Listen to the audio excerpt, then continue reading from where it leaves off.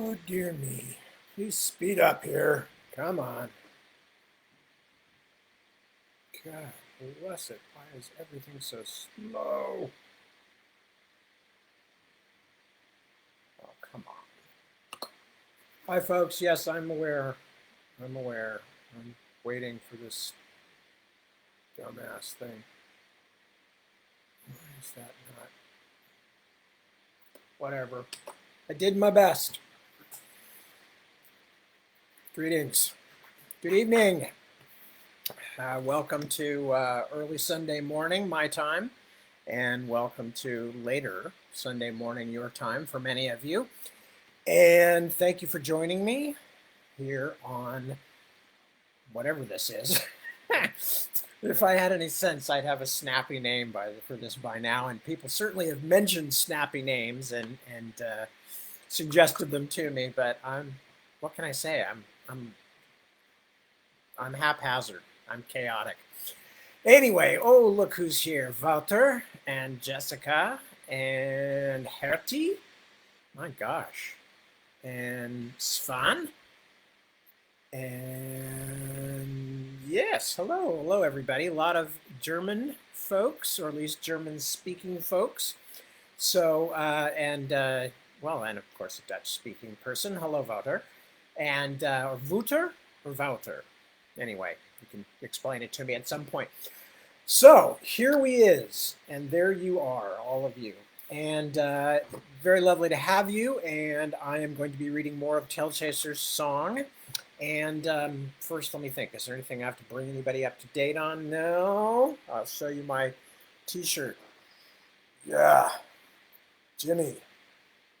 Mitch. Whoops. Wait, sorry, wrong side. Mitch. And no, Noel. Anyway, it's a Jimi Hendrix T-shirt. We got it at the Rock and Roll Museum, which is right next to the Science Fiction Museum. So we're aiming for my demographic. Rock and roll and science fiction up in Seattle. They've even got my kind of weather in Seattle, which is gray, miserable. I was very happy in London. I'd probably be happy in Seattle. California is almost too sunny for somebody like me. Hey, I struggle. I struggle and I survive despite having nice weather most of the year. But, I do better work when it's rotten and wretched outside, since it forces me to stay in. Anyway, and that's what I've been doing. I've been working, and I am continuing to work, and don't really have any new reports from last week on what's going on. The short novel is off being read by a small coterie of trusted readers, including my publishers. And I've just gone back to work on Navigator's Children, which, as I said, is most of the way done in the first draft, but I'm also doing some rewriting as well, for various reasons, which I won't bore you with because it would take hours to explain. And what else is going on? We're all still well. We're all of us doing all the things we're supposed to do. We're locked down, but as I often say, we don't have it as bad as a lot of people. We're kind of used to it. One of our kids was having a lot of health issues anyway, so she's been home for much of the last 6 months, even before the whole thing started. And but she's doing okay, and the rest of us are, especially Deb and I, are used to being here all the time anyway. And the animals seem to prefer that we're here all the time so that we can take care of their every want and need and whim.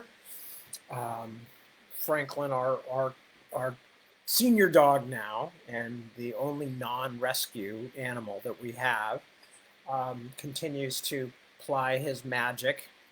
He is the dog with the magical ability to, literally anytime you're not looking, he will find some place to pee inside the house. And he seems to have no concept that this is not acceptable behavior. He is one of our animals and thus one of our family members, and thus we cannot simply kill him or put him on an ice floe and push him out into the current. So we just deal with it. But I remember many years ago, when Deb and I were first living together, I think we were, well, it wasn't the first time we were living together, but I think it was when we'd moved to California. And the original reality show about the Osborne family, you know, Ozzy Osbourne and his kids and his wife, except for the one kid who didn't want to be in the show, so nobody knows about her.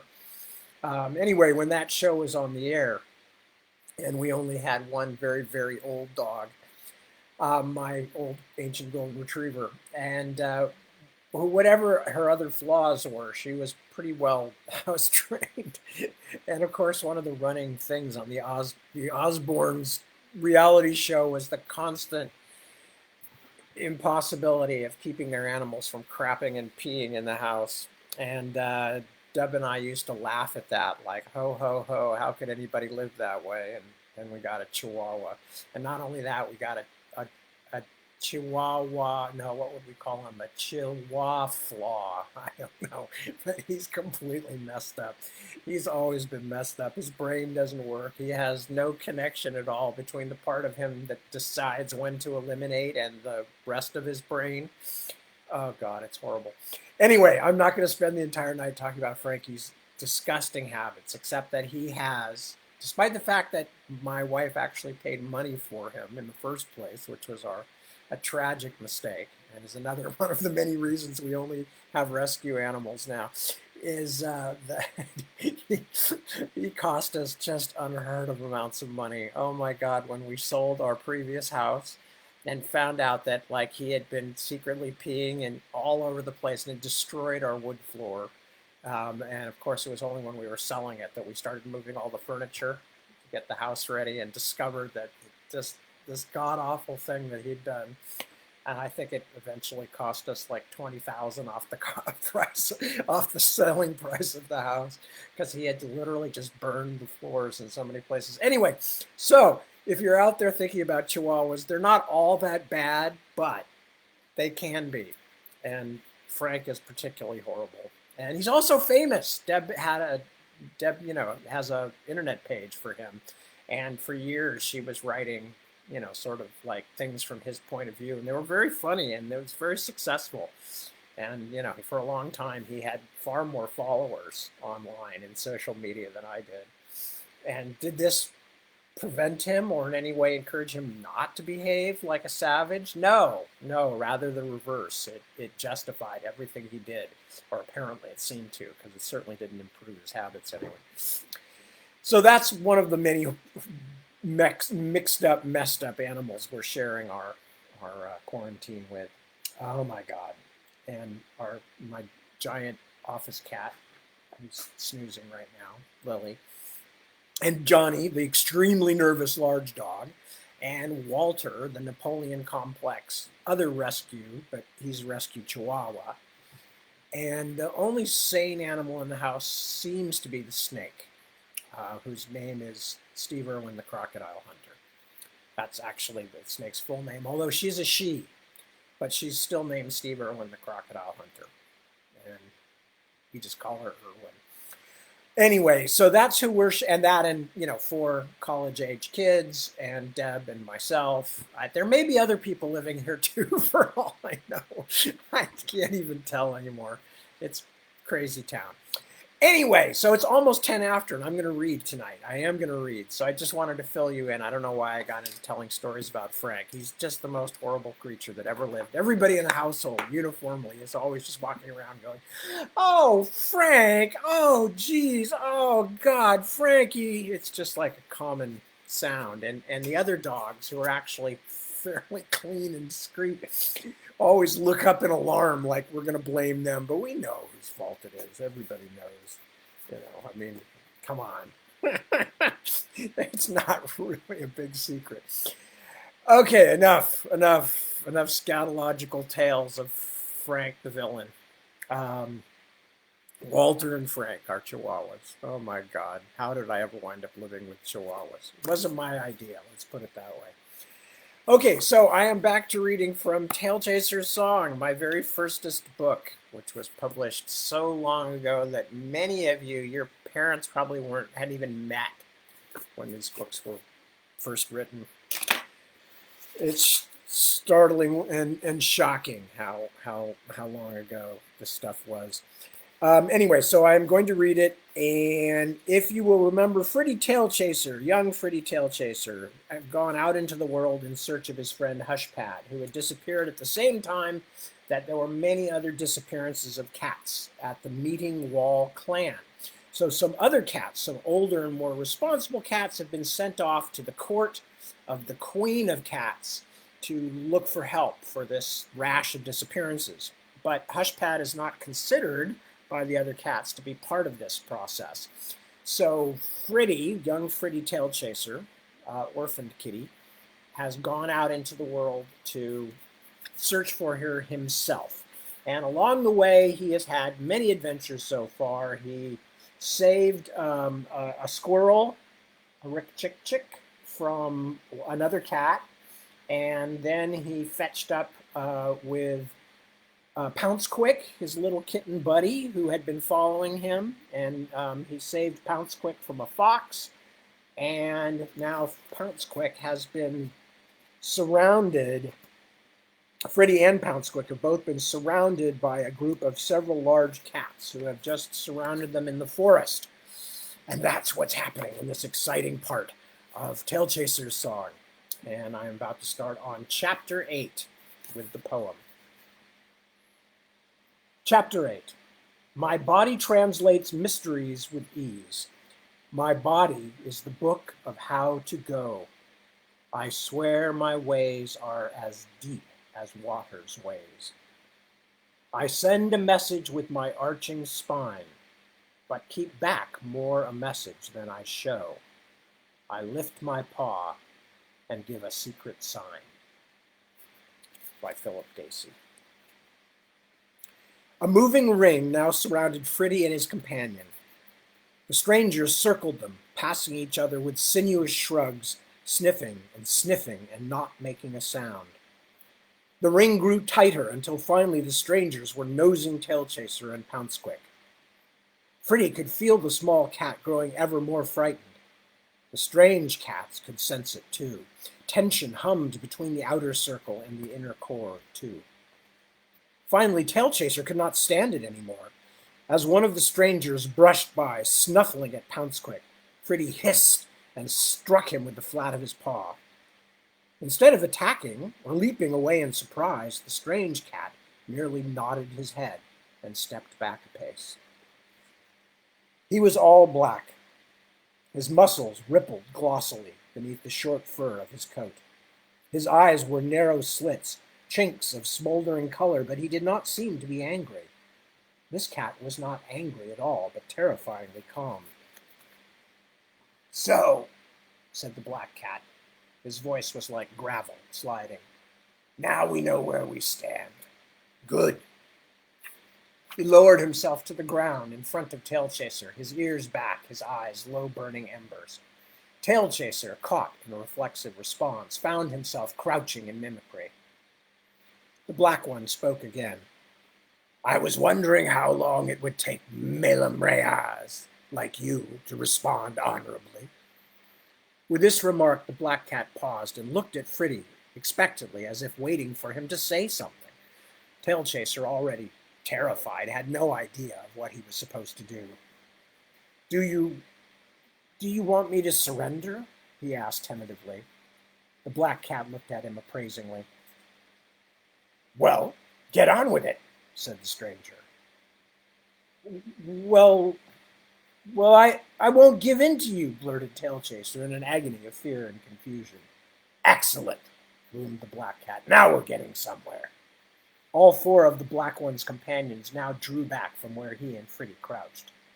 "I am Quiverclaw, Thane of the First Walkers," proclaimed the black cat, tail lashing back and forth hypnotically behind him. "Offer your face name, trespasser." I am Tailchaser of the Meeting Wall clan, and I am no trespasser," finished Fritty. He was angry now. Quiverclaw seemed pleased by this, for he nodded, but nothing but readiness showed on his face. Hugging the ground ever more closely, the black cat's haunches began a slow, rolling motion, and his tail thrashed wildly. Tailchaser unconsciously adopted a similar pattern. Their eyes locked and held.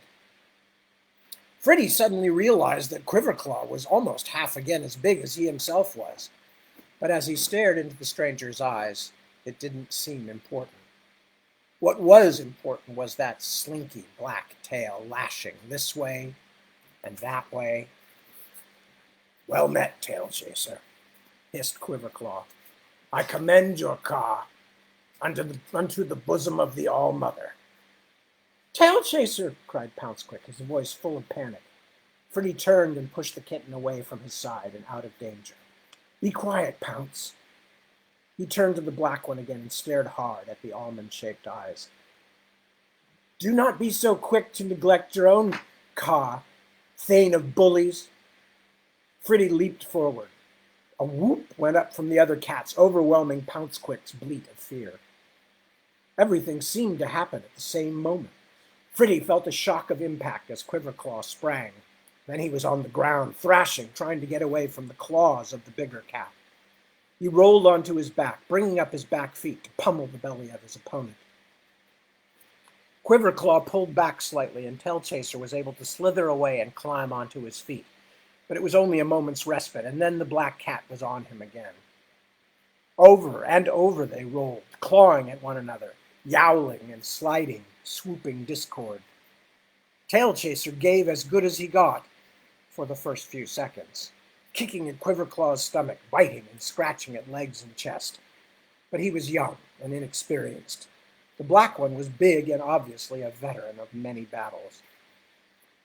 The two combatants pulled apart for a moment and circled each other, hissing. They both felt the pull, though, the need for resolution. After a heartbeat, they threw themselves together again. Pinned beneath Quiverclaw, Freddy managed one final effort, writhing and twisting in the larger cat's grip, then wriggling free long enough to bite down hard on the black cat's ear and draw blood. Then his strength was gone, and he was again crushed beneath Quiverclaw's weight.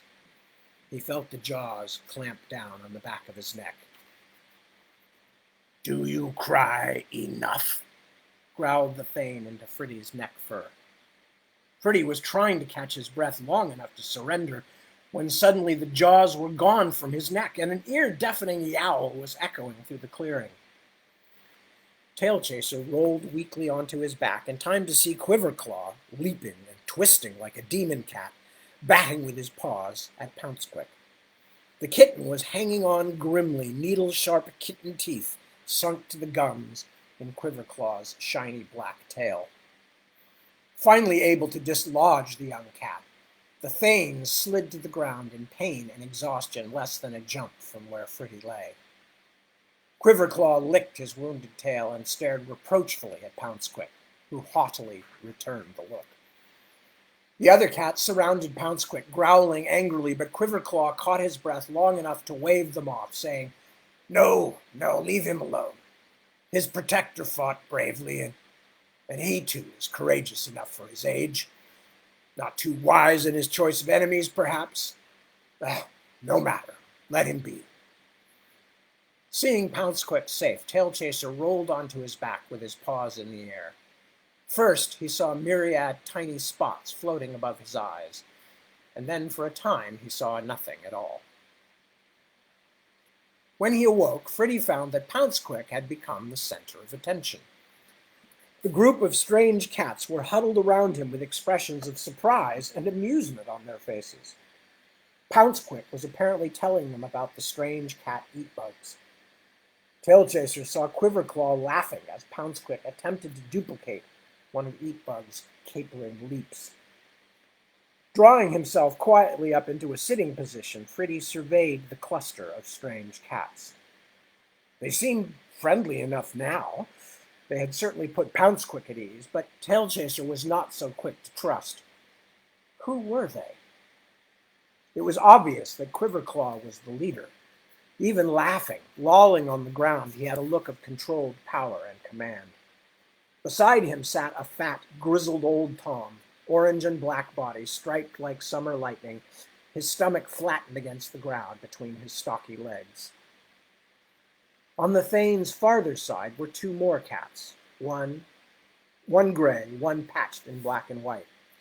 Neither was as large as Quiverclaw or the old Tiger Stripe, but they were lean and well-muscled, with a quiet look about them of successful hunters.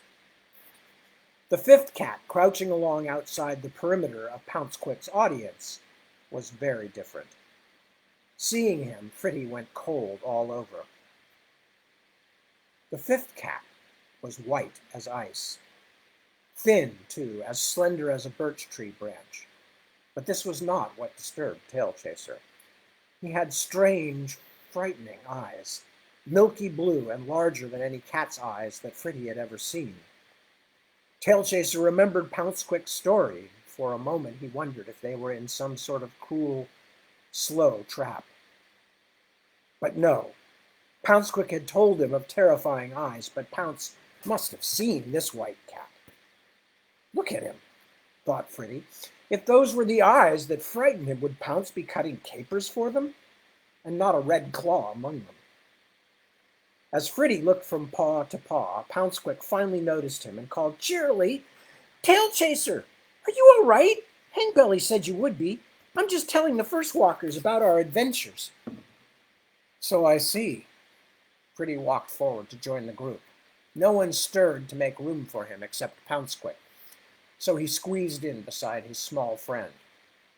Quiverclaw looked over to him with snake-slit eyes, but bobbed his head in affable greeting. "Well met, Tailchaser. Did you have good dreaming?" "I did not dream," Fritty replied. He gave Pouncequick an affectionate nudge. "Well now. Oh, sorry. Well now," said large Hangbelly, shifting his huge paunch to look Fritty over. "Here's the young warrior. You fought right well, nestling. How old you be? Seen six eyes, have you?" I shall have my ninth eye and a few more sun turns." He looked at the ground, embarrassed. "I am small for my age." There was a moment of awkward silence, broken by the soft rasp of Quiverclaw's voice. "No matter. Courage counts no eyes. There is precious little enough, without we fail to acknowledge it. You answered the challenge, and fought as the old laws command." Tailchaser felt he did not quite understand. "I didn't believe I had much of a choice." Hangbelly laughed at this, and Quiverclaw's lips curled in amusement. "You always have a choice, laddie Kit," said Hangbelly, and the others bobbed their heads in assent. "Every day you have a choice, and if you want to, you can lie down in your fur and die any time. But a first walker never does, you see, and we respect your choice too." "I was protecting my friend." Very fair," said Quiverclaw. "By the way, I would be doing a disservice to everyone if I did not offer face names. You and I have met through challenge, but my hunt brothers are strange to you. Hangbelly you have spoken with." Hangbelly bared his teeth teasingly. "This is Bobweave," a nod from the gray as he and Fritty sniffed at one another. "The fine, amusingly spotted cat, whom the squeakers do not find at all laughable." The black and white Tom inclined his mottled head. "Is Scuffledig, and the proud fellow who sits by himself is Eyeshimmer." The white cat turned and made the tiniest inclination of the ears toward Fritty, who took it as a greeting and returned a nod. Scuffledig piped up. "When he isn't being mystical, he's been known to catch a vole or two himself." "He is our Ulvaris. Eyeshimmer is far censor to the first walkers." Pride was in Quiverclaw's voice, and respect. Fritty was impressed. What an unusual cat Eyeshimmer must be to earn such regard from a natural leader like Quiverclaw. "I'm afraid that I am only Tailchaser," he said quietly. "I am not particularly special, and I am afraid rather on the small side, as I mentioned." Hangbelly leaned over and nudged him with his broad head. "Here then, nothing wrong with being small. Our Lord Firefoot was the smallest of the firstborn." "Speaking of the first, with all respect," said Tailchaser, "may I ask why you were called the first walkers?" "Ah, yes, there are many things that you young cats do not know," said Quiverclaw. And do you always hunt in a pack like this? Pretty asked. Well, began the black cat. Poutsquick eagerly chimed in. And what can Eye Shimmer do? Bob Weave yawned enormously, then said in a disgusted tone, They certainly aren't good with questions. I'm going to go kill some breakfast. He bounded lithely away. Quiverclaw watched him go, then turned back to Tailchaser. Bob Weave is not patient, but he has other qualities that more than compensate. I will try to answer some of your questions. Hangbelly snorted behind him. The first walkers, Quiverclaw began after darting a glance at the hulking Tom, are the last pure line of those folk who ran with our own Lord Firefoot in the days of the first. My blood ancestor, Lungeclaw, served him during the time of Prince Blueback. We are sworn to a paw and heart oath to guard that heritage. The days of valorous combat and oath bonds and truth will never completely die as long as the first walkers survive. Quiverclaw looked solemnly at Tailchaser and Count Poutsquick. If the rules and commands are not obeyed, life becomes scrabble and scrape without dignity. We first walkers keep the laws of the first and give them life. It is not always easy. Many whose blood runs true cannot live with our discipline. The black head turned slowly past the assembly, then faced away into the forest. Our numbers have dwindled, Quiverclaw said. And smaller still will those numbers shrink, said a delicate, high-pitched voice. Quiverclaw and the rest turned to look at Eye Shimmer, who still crouched some distance away. So you have said, rasped the Thane wearily. And maybe that's not such a bad thing now, mumbled Hangbelly, a touch of anger in his voice. There are some walkers about now as I, for one, could do without. Freddy was still curious. Do you always travel in such great packs? Strange indeed. Scuffledig and Hangbelly laughed at this. Quiverclaw hastened to explain. No, of course not. Strange it would be for the followers of Tangalore Firefoot, who most often walked alone, to go a-roving like a great clump of growlers. No, there are too few of us to walk all together. All told, there are only a pawful of other Thanes besides myself. Each one of us has his territory, and though we meet on the night of the Eye with one or two of our closest neighbors, we usually move alone. But there are 5 of you here, commented Poutsquick. Ah, but this is an exceptional time. We have been called to the territory of my Thane brother, Sourweed. All the first walkers who have heard will gather there. There have not been so many of us together since my father's day. We shall dance and sing and tell lies, chuckled Scuffledig. Quiverclaw will wrestle with Sourweed, and Hangbelly will sniff too much catmint and embarrass us all. He dodged a blow from the old Tom. Yes, grated Quiverclaw, but unhappy purposes demand this meeting, and there's more to think of than merriment. Aye, that's true, growled Hangbelly, like what dung dog it was that did for poor Brushstalker. Quiverclaw nudged him. You are a fearsome hunter, old friend, but your mouth sometimes outruns your eyes. The fate of Brushstalker is not a pretty song for young innocents like these. He indicated Fritty and Poutsquick with a gesture. Let us leave this talk now. It was obvious to Fritty that sparing their feelings was not Quiverclaw's only reason for throttling the conversation.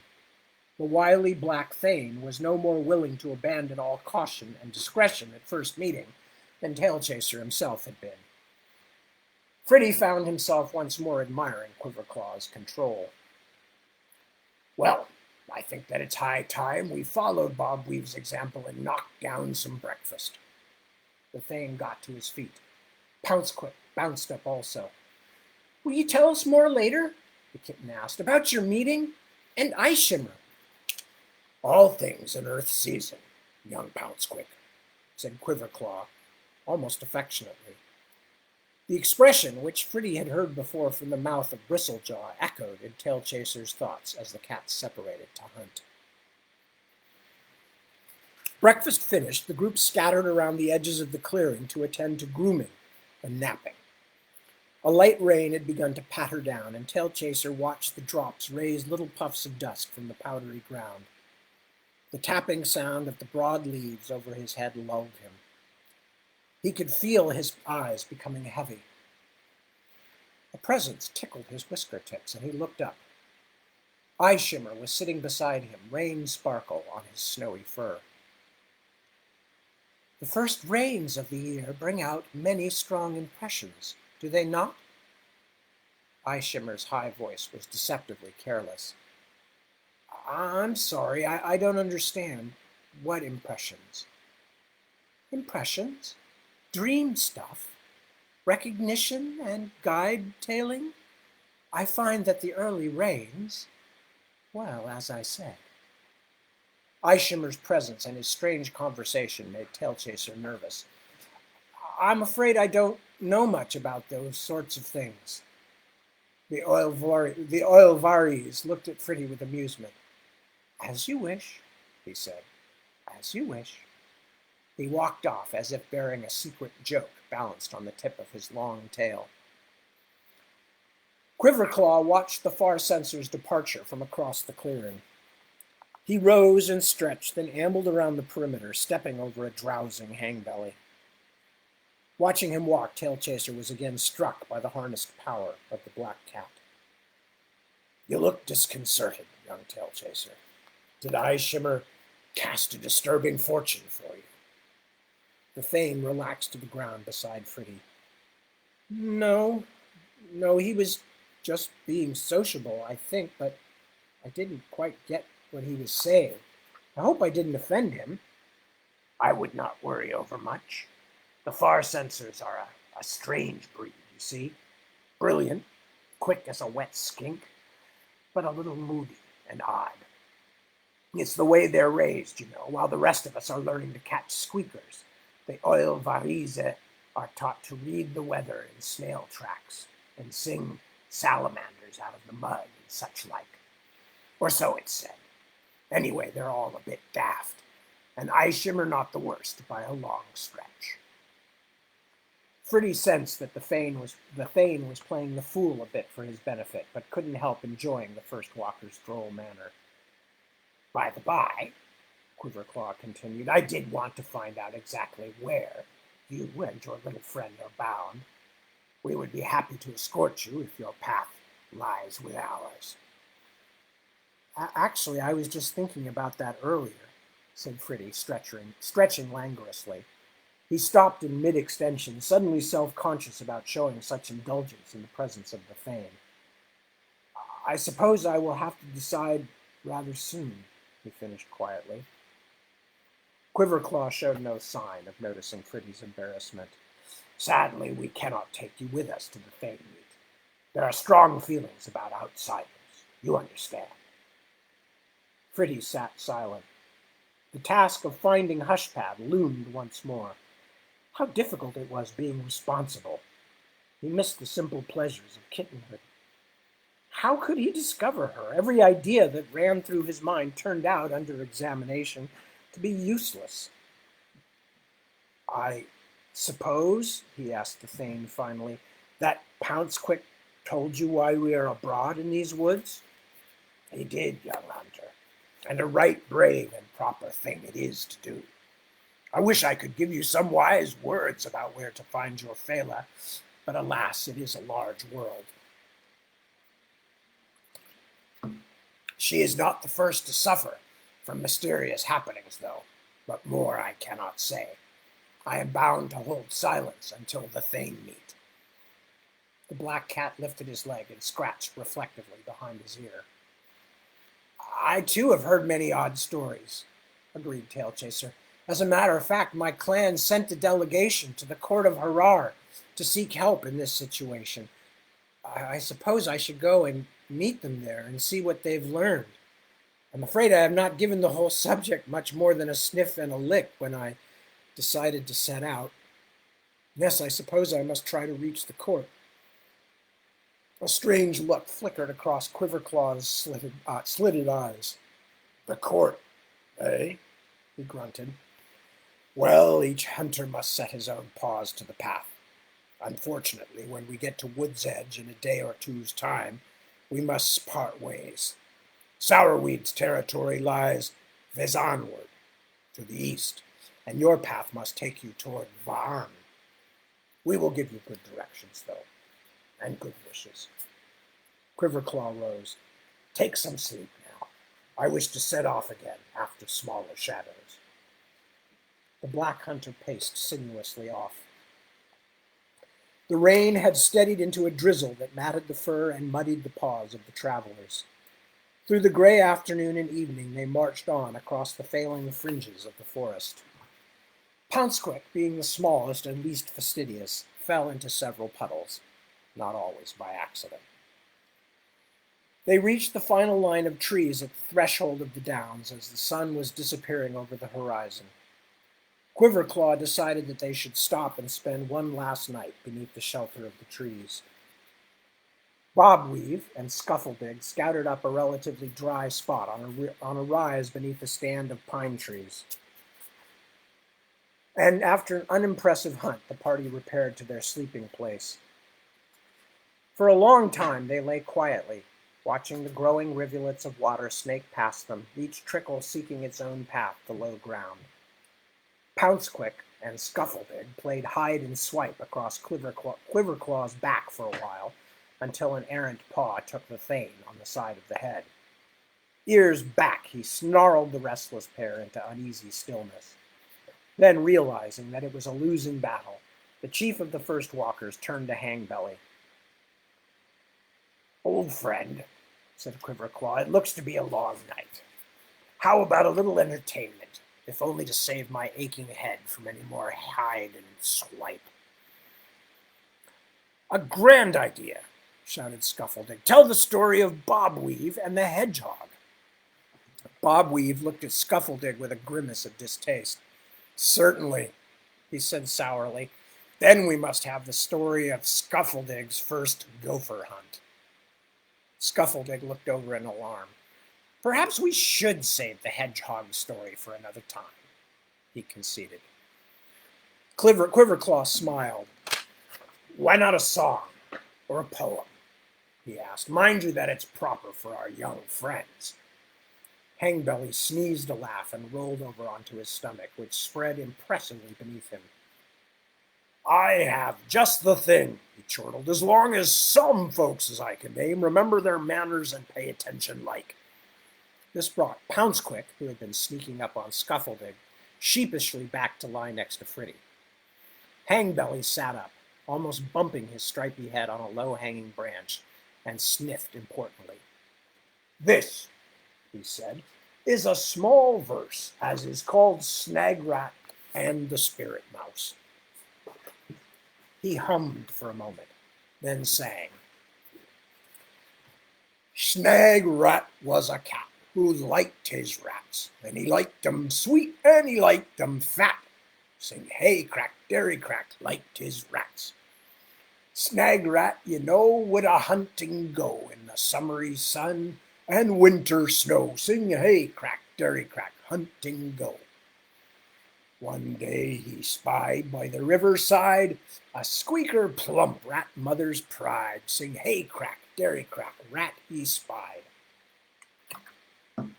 At the rat he jumped with a leap and bump to take the beast in its hiding clump. Sing hey crack, dairy crack, leap and bump. But beneath his claws no rat he saw, and he gaped a gape from dangling jaw. Sing hey crack, dairy crack, no rat saw. Then he heard a squeak, and a rat did speak, but he could not find it, however did seek. Sing hey crack, dairy crack, rat did speak. Said the voice, Dear cat, I'm the spirit rat, and I will hunt you and hunt you flat. Sing hey crack, dairy crack, hunt you flat. Snagrat's head spun at the spirit's done, and up he leaped and away he run. sing hey crack, dairy crack, leaped and run. No more snag rat is a mousing cat. Now he feeds on beetles and bark and sprat, and here and there a low-flying bat. But he has no taste for mouse or rat. Sing hey crack, dairy crack, yow meow a dairy crack. Hey crack, dairy crack, eats no rats. The end of Hangbelly's song was followed by much laughter and cheering. Tailchaser noted that even Eye Shimmer had a look of honest amusement on his ascetic face. Chapter 9. Wind is in the cane. Come along. Cane leaves swaying, rusty with talk. Scratching choruses above the guineas squawk. Wind is in the cane. Come along. And that's by Gene Toomer. Sunrise brought a temporary end to the rains. After a morning meal, the party made its way to the edge of the forest and paused for a while to sift the breeze. The downs stretched out into the distance, shrouded in mist. Tailchaser wondered how far away home was. As Quiverclaw and Hangbelly argued over routes, Pouncequick hopped and danced on the dewy grass. The catling's pleasure at being out from under the brooding weight of the forest was understandable. Fritty wished that his heart, too, could be so light. If this forest is the worst place we pass, we'll be exceptionally lucky, he thought. It's nice to be out in the open, but there seem precious few hiding places on the downs. That's one thing that does speak well for dense woods. The Thane of the First Walkers approached him. The rest of his party gathered behind in a semicircle. I take it you still mean to head for the court, Quiverclaw rasped. Again it seemed that disdain was in his voice, but Fritty's mind was too full to give it much thought. Yes, Thane, I think it best. Well, said Quiverclaw, we must turn east here, along the rim of the old woods. I think that some directions would help you, would they not? Certainly, said Fritty. We've come this far on some very slight information given us by Stretchslow, but he said we would need help once we were through the forest. The black cat leaned forward. Did you say Stretchslow? Yes. He's a friend of ours from Meetingwall. He gave me my hunt singing, Fritty added proudly. The Thane wrinkled his nose and smiled. Is he a big, tawny fellow? Quiverclaw asked. Always acting as though he'd just wakened up? Fritty nodded. Stretchslow! Came the eruptive bellow from Hangbelly. The stripy old Tom wiggled his head in delight. Old Stretchslow, why didn't you tell us, you sly little lizard? Fritty was amused. I didn't expect you'd know him. Know him? Hangbelly gurgled. Every sniff, every scent. We hunted together in the southern rootwood for seasons and seasons and seasons. An excellent cat. Ha! What a whisker bender! Quiverclaw gave an affectionate look to his old friend, who was bobbing like a nestling. Hangbelly speaks the truth, said the Thane. You'll earn no enmity from us with Stretchslow's name as a hunt mark. Well, if you have the sponsorship of such a cat, I feel better on many accounts. Stretchslow would not make a hunt brother of someone for a game. Fritty was again a little bemused. Everyone seemed to find more importance in him than he did himself. Well, as I said, Stretchslow didn't sing a very clear song for us about where to go beyond the forest. Ah, grated Quiverclaw with mock sorrow, to be reminded of my duty by a mere nestling. I think our old comrade sent you from afar to chasten me. I did say I would give you directions, did I not? Very well. Listen closely, for I will give you more than just the path to the Queen's court. The Thane turned and faced out across the rolling landscape. Now then, before you stretch, the gentle run downs. Follow your nose as it now points. Keep the sunset on your left near flank, and you won't go wrong. When you cross the Tailwind River, you'll be onto the plains and about halfway to Journey's End. Keep your nose pointed UA-ward, and eventually you'll find the plains rising a bit. When you reach the Purr Whisper, cross to the far bank and follow upstream into the outskirts of Rootwood. You'll know when you've reached it. Can you remember all that? Fritty said that he could. I'll help him, sir, said Pouncequick. Everyone agreed that he assuredly would, and the first walkers gathered around to bid farewell. Even Bob Weave came forward and touched noses with Fritty and Pouncequick. As his companion had a farewell wrestle with Scuffleding, Tailchaser found Eyeshimmer beside him. I would like to do a seeing for you, said the white cat. I feel possibilities blowing. Do not be afraid. Fritty was not sure what he wanted, whatever it was that Eyeshimmer was offering, but it was too late to object. The far censor had already sniffed his nose and was scenting down the length of his spine to his tail tip. Then the white cat sat back on his haunches and closed his eyes. When he opened them, Tailchaser was startled to see that their milky azure color had changed to a deep blue-black. Eyeshimmer's mouth gaped, and a breathy voice whispered out, The great ones cry out in the night. There is movement in the earth. The heart's desire is found in an unexpected place. The far censor shook his head as if bothered by a loud noise. Then the whispering voice continued, Everyone flees from the bear, but sometimes the bear himself has bad dreams. There was a brief pause, then, when caught in dark places, choose your friends well, or choose your enemies. After another moment's silence, Eyeshimmer closed his eyes again, and when he lifted his lids, his gaze was once more the cerulean shade of a summer sky. He bobbed his head once to the shaken Tailchaser. May you find luck dancing, young hunter, he said, and turned away. Fritty sat puzzling over the weird song that Eyeshimmer had sung for him as Quiverclaw approached, Hangbelly stumping along at his side. Before we bid you good journey, friend Tailchaser, I will offer you a word or so of advice, said the Thane. The court may not be all that you expect. I hope you understand. We First Walkers believe that it is unnatural and against the will of our Lord Tangaloo of Firefoot for the folk to live always in such close proximity to one another.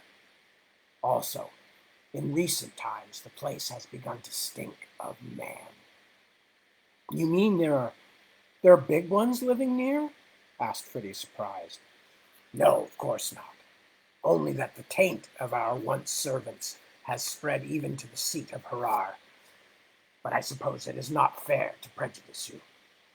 We First Walkers are a solitary lot, and many at the Queen's seat find us extreme. You will have to be a hunter and make your own course. The Black Chieftain looked down at the dirt. Hangbelly spoke up. The young Prince Fencewalker's not a bad sort, though. If you have need of a friend, he's a good one to have. A bit boisterous, but an honest enough cat. Quiverclaw looked up and grinned, sharp teeth a twinkle. Come, we have burdened you with enough words to keep a scatter of grey muzzles, pondering for seasons. We must finish our leave-taking. The three walked over to join the others. Pouncequick squirmed out from beneath Scuffleding and trotted over to Fritty's side. Quiverclaw waved his paw in benediction. Tailchaser and Pouncequick, brave young hunters, and friends of our old comrade Stretchslow, we wish you good journey. Know that you are among the very few outsiders ever permitted to walk with the First Walkers. Fritty and Pouncequick lowered their heads. I will tell you a prayer we speak. If you are in danger and speak it, any of the First Walkers who may hear you will aid you. If there are none about, well, it is no bad idea to call on the name of our Lord the Adventurer, whatever the situation. These are the words. Tangalore, fire bright, flame foot, farthest walker. Your hunter speaks, in need he walks, in need but never in fear.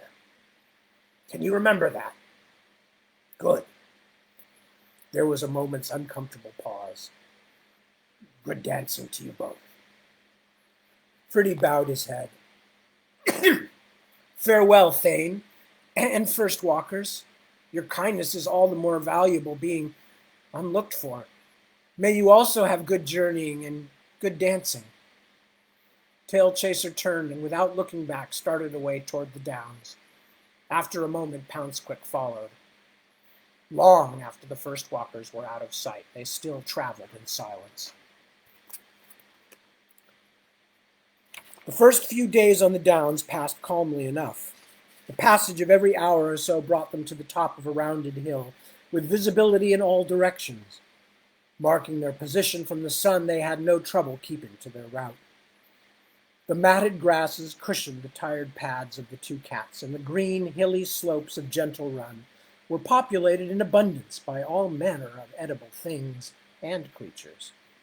The downs pulsed to a quieter, more reflective measure than the forest, and even the hunted seemed to accept their status with quiet fatalism. It was not unpleasant passing across that gently curving country. Days were becoming colder, though. Autumn was rounding the bend, with winter waiting patiently ahead, and Freddie and Pouncequick could feel the change in the weather as a quiet urging. When they caught themselves lagging or felt lured by a new sight or smell, the chill down deep in their bones would reach out and give a small icy squeeze and send them hurrying back to their path. Freddie was sad to see Pouncequick's good spirits dampened by the hard traveling. Tailchaser, too, was melancholy, but his responsibility to the brave little cat gave some purpose to the bleaker hours of the journey. One gray afternoon, the cats were hunting for their midday meal across the broad green side of a hill. A small scrub growth of forest crowned the hummock, and from below it had seemed a likely place to search for game. Nosing around the fringes of the copse, the two cats flushed a young rabbit from the undergrowth. As it bolted across the curving sward, they leaped in pursuit, splitting off to either side of the fleeting prayer to box its escape. The rabbit froze in place so suddenly that the surprised hunters also hunted, and at that moment a shadow passed over their heads. The prayer, immobile but for twitching nose, panic in its staring eyes, disappeared in a rush of brown feathers that dropped from above. The hawk barely touched ground as it stooped to the rabbit, grasping it with horny talons, breaking its back. Beating its wings heavily for a moment, the mescra rose, dangling the limp body. Then, catching the wind, it vaulted upward, leaving the two cats gaping after. Neither bird nor prey had made a sound. The hill was suddenly bare and empty in the weak sunlight. After a moment, Pouncequick turned to Freddie. His teeth were bared in fright. Oh, Tailchaser, he whimpered. I want to go home. Freddie could think of no response and led Pouncequick down the hill in silence. Later that afternoon, when Pouncequick finally fell asleep, Freddie sat and watched the clouds creeping across the low sky. 8 days had passed on the downs since the pair had left the eaves of the old woods. Mirslar's eye had waxed full and begun its closing. From the tops of the higher hills they could now see a dull shine in the distance, snaking a tarnished course through the hummocks of the far country. Freddie was pleased to see it. He was fairly sure that it was the Tailwind River, and Quiverclaw had said that it would mark the halfway point of their journey to the court. They marched onward with a little more enthusiasm, but at first the gap did not seem to lessen very rapidly. The tailwind remained just a shimmer on the horizon. The downs had begun to slope toward the river basin, though, and the patches of trees that dotted the surrounding countryside were more widely separated. On their 13th night out of the forest, they could finally hear the muted sound of the river across the meadowlands. It was a soothing noise, from this distance very much like that of the creek that ran past Meeting Wall after the spring thaws. Before sleep that night, the pair played a game of stalk and spring, and Freddie laughed for the first time since they had parted company with the first walkers. They came down the shallow basin to the river's edge on the morning of the 15th day on Gentle Run Downs. The mist hung on the grass, and the sky smelled of rain to come. Approaching Tailwind, which was high on its banks, was like coming down off the plateau into a world of water and cool air. The rushing, gurgling river had a vitality and energy completely unlike the shy, hidebound forest streams of their home. The tailwind splashed and laughed, carrying river willows and grass stems along in a rush, only to send them spinning off into quiet eddies along the bank, where they would float lazily. Then the river would cat and mouse them back into the current and carry them out of sight.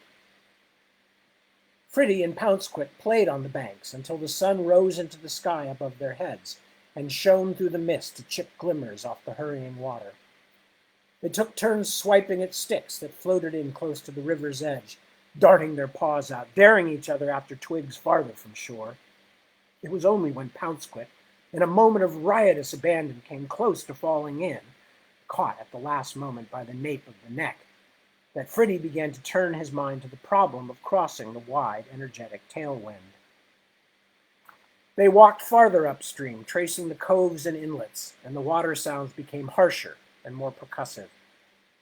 Around a bend in the river's course, they discovered the reason. Here, the tailwind narrowed slightly and lunged past a group of rocks that stood upright in the foaming water like broken teeth. As they drew closer, the top of one of the rocks moved slightly, then turned to look at them with wide eyes. It was Eatbugs, perched like an owl in midstream. The tailwind rushed and hissed past the mad cat. He stared at the two companions for a moment, then rose to his feet, fur starting out spiky stiff all over his body. Without a word, he teetered in place for a moment, then bounded out to another stone, farther into the river. He was looking for the next safe spot to jump to, and Freddie called out to him above the roaring of the rapids, "Eatbugs! Is that really you? It's Tailchaser and Pouncequick. Do you remember us?" Eatbugs turned to gaze imperturbably back at them. "Please come back! Eatbugs!" Freddie raised his voice. "Please cross back over!"